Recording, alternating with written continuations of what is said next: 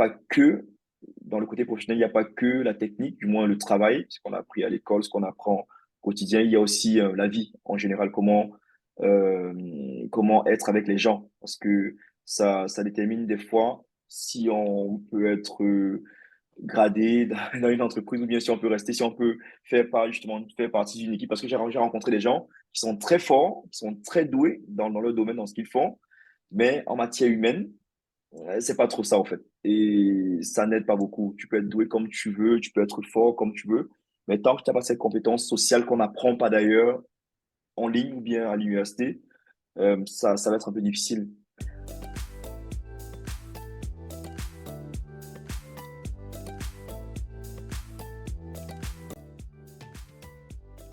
Moi, c'est Jelin Guedan.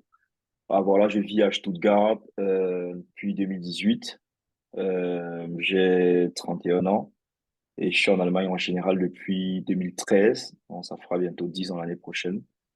Et bon, mon parcours, en gros, il est plutôt simple, bon, simple entre guillemets, mais en gros, c'est un peu ça. Je suis posé, marié avec des enfants. J'ai étudié informatique ou bien computer science à l'université du Saarland, à Saarbrücken. Du moins, je sais pas, la majorité des gens ne connaissent pas justement cet état, mais c'est un petit état justement à côté de l'Alsace, Strasbourg, non, 6 mètres. J'y ai fait informatique, j'ai fait mon bachelor à cette université. Bon, c'était une sacrée expérience parce qu'au début, il fallait choisir justement dans quelle direction on devait aller. Le choix, il est tellement large. Les universités, il y en a tellement. Et voilà, quoi. J'ai choisi l'Université des Arbriquettes parce que ça avait une très bonne renommée dans le domaine de l'informatique. Et voilà, je me suis dit qu'il y a pas mal de gens à rencontrer. Le système est plutôt très bien coté. Donc, voilà, c'était justement les raisons qui m'ont orienté dans cette université et cette filière. Et aussi, j'aimais beaucoup bricoler en informatique, j'aimais beaucoup bricoler, j'aimais dépanner des machines, remonter, j'aimais travailler sur des systèmes, faire plein de choses en maintenance. Donc, mon domaine était plutôt tracé, au fait. Informatique, ouais, c'est un peu ça. Une première expérience professionnelle dans le domaine de l'informatique ou bien en général, ça En dépend. général. En général, ouais. Bon, en général, j'ai été vendeur à Pick and Kloppenburg. Pour les gens qui ne connaissent pas, c'est un magasin de vêtements de marque.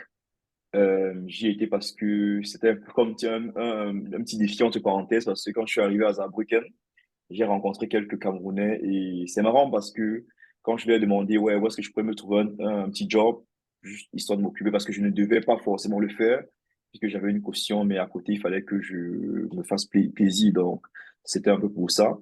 Et ce qu'ils m'ont dit, c'est que nah, ne regarde pas ce genre de boulot, va plutôt travailler il y avait une chocolaterie là, une sorte de, comment on appelle ici, le Laga. Ils m'ont dit que je devrais plutôt m'orienter dans ce sens-là parce que les travaux en ville comme ça, dans les magasins, tout ça, c'est, c'est pas trop pour nous. Donc, du coup, moi, c'était une sorte de petit défi et j'ai postulé dans pas mal de magasins et on m'a pris à Pick Kloppenburg. Du moins, c'était la première expérience, entre guillemets, professionnelle. Mais après un an chez eux, après les 2 premiers semestres, j'ai dû postuler dans une entreprise, dans la recherche à l'université, puisqu'au campus, il y avait pas mal d'entreprises, et puis j'ai postulé là-bas pour être vraiment dans le domaine de l'informatique. Et vraiment, c'était ça le bon. En tant que, dans la recherche, moi, en tant qu'assistant à la DFKI, Deutsche Forschung für Künstliche Intelligenz. Ouais. J'ai fini mon diplôme. Le premier boulot, c'était en tant que IT consultant. Bon, c'est comme ça qu'ils appellent ça, mais tu es un software ingénieur. Donc, c'était à USU, Industrielles Unternehmen, dans une entreprise de consultants, focalisée dans la digitalisation. Donc, aller chez les clients, transformer leurs procédés et développer justement des solutions pour permettre aux clients d'avoir des améliorations dans leur système, ou bien pour aller plus loin justement dans le système. On était plus large, du moins ça dépendait fortement du client, ça dépendait de ses besoins, voilà, de ce qu'il voulait vraiment et on était vraiment apte à à des fois apprendre parce qu'il fallait justement souvent se former encore et encore et encore. Mais en gros, c'était ça, c'était dans le software engineer, bon, du moins, dans le consulting et à OSU, à Stuttgart. Ce qui m'a motivé à changer de boulot, premièrement, c'était plus des raisons familiales. Parce que dans le premier job, j'étais en tant que consultant, j'étais chez eux en tant que consultant. Et un consultant, ça se doit de voyager en cas de besoin. Si le client, justement, veut que tu sois là sur place, tu dois être là sur place, même s'il est à Berlin, même s'il est à Hanovre ou bien à Kiel, pour montrer à peu près la distance. Tu dois être disponible parce que c'est un contrat. Tu as signé, tu as donné ta disponibilité 100%, 80%. Moi, j'étais à 100%. Et avec cette situation familiale, je pouvais plus être apte à voyager, au fait. Je pouvais plus apte à m'éloigner pour une semaine et revenir juste les week-ends. Donc, du coup, je voulais une sorte d'environnement stable. Je voulais un environnement stable, un job en général qu'on appelle chez nous les in-house, les projets in-house, donc qui sont développés dans la compagnie, pour la compagnie. Donc, j'ai plutôt opté pour ce cas et je voulais aussi travailler sur un projet un peu plus longtemps parce qu'en tant que consultant, c'est possible d'avoir un projet juste pour 6 mois, juste pour 3 mois, juste pour un an. Ça varie fortement selon la demande. Donc, c'était à peu près ça, oui, des raisons familiales qui m'ont poussé à chercher un environnement plus stable, un environnement plus propice justement pour pouvoir m'améliorer dans ce que je faisais. Et voilà, j'ai dû changer. Et aussi, on cache pas aussi, quand tu changes d'une entreprise à une autre, c'est pour avoir un peu plus de cash parce que les changements peuvent t'apporter en général peut-être 10 à 15, bon, 15 à 20%, ça dépend. Ouais. Les filles que je rencontre dans mon poste actuel, qu'est-ce que je vais dire? Euh, waouh, ouais, ça peut être intéressant. Au fait, quand j'étais consultant, je faisais pas mal de formations. J'avais fait une formation, je crois, sur les conflits, les conflits entre collègues, entre employés. Mais je n'avais jamais vécu en général ce genre de situation et j'ai eu ce genre de situation, du moins une situation très, très similaire, du moins être en conflit avec un collègue, vraiment un conflit froid où on ne se mâchait pas, où on ne mâchait pas les mots, où on se tirait dessus à balles réelles. Et ça, c'était une expérience, justement, bon, c'est pas tellement dans le cadre technique, mais dans le cadre professionnel, ça peut des fois entraîner de grosses pertes parce que en équipe, c'est compliqué. Quand il y a une situation pareille, c'est presque impossible de travailler justement dans une équipe comme celle-là. Donc, il fallait justement résoudre ces problèmes de façon professionnelle parce que vous n'êtes pas amis. Il faut bien que les problèmes soient résolus de façon professionnelle. Vous êtes dans un environnement professionnel. Et du coup, je me suis rendu compte que là-bas, dans la nouvelle compagnie, c'est dans le secteur public. Donc, du coup, c'est un peu plus lent. C'est plus lent, les décisions, les hiérarchies, c'est tellement différent. Et c'est pas trop ce que je m'étais présenté, au fait. Je vois, c'est un environnement calme où on peut apprendre tranquillement. On n'est pas à 100%, même à 50%, c'est suffisant parce ils ne demandent pas trop de ressources. Donc, on peut faire des choses à côté, mais je trouve que c'est un peu lent et je trouve que ça commence à affecter un tout petit peu ma carrière sur le plan de mes skills. Parce que quand on travaille, on doit constamment, du moins, on doit être constamment en train d'apprendre, en train de se développer. Euh, mais là, c'est pas trop ça. Là, je sens que c'est un peu trop monotone. Ouais.